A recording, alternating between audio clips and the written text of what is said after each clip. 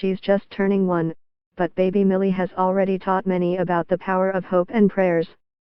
A legion of supporters has been cheering her determination to survive since her first operation for a congenital heart defect was performed in Toronto while she was tucked safely inside her mother's uterus. Immediately after her birth, Millie was whisked to the Toronto Hospital for Sick Children, Sick Kids, for another surgery. She had outgrown the stent they'd put in her heart while in utero at 32 weeks, and blood wasn't flowing properly to her brain and lungs.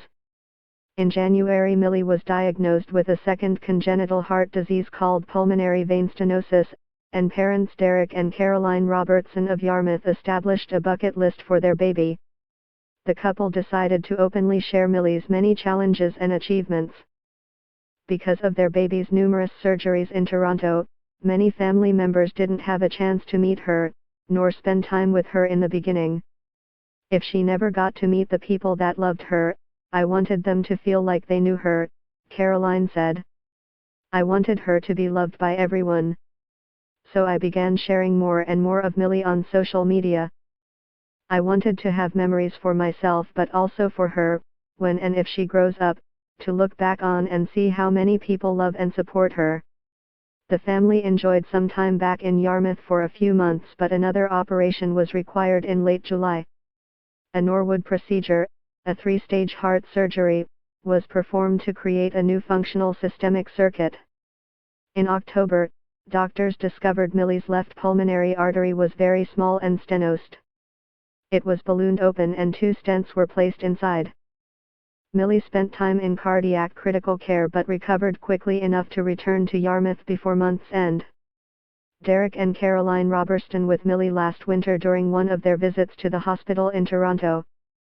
Contributed, Derek and Caroline King with Millie last winter during one of their visits to the hospital in Toronto.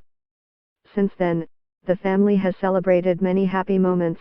Millie stood on her own, sprouted lots of new teeth, said Dada for the first time, played with her puppy and enjoyed dozens of other joyful experiences. She loves trying out new foods, singing, dancing and bath time. Caroline has returned to work in an 80% capacity as the town planner for Yarmouth, and Derek is finishing off parental leave while working 1 day a week with TriStar as a graphic designer.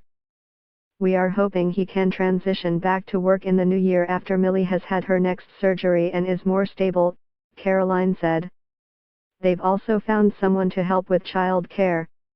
Millie and her parents will fly back to Toronto on New Year's Day.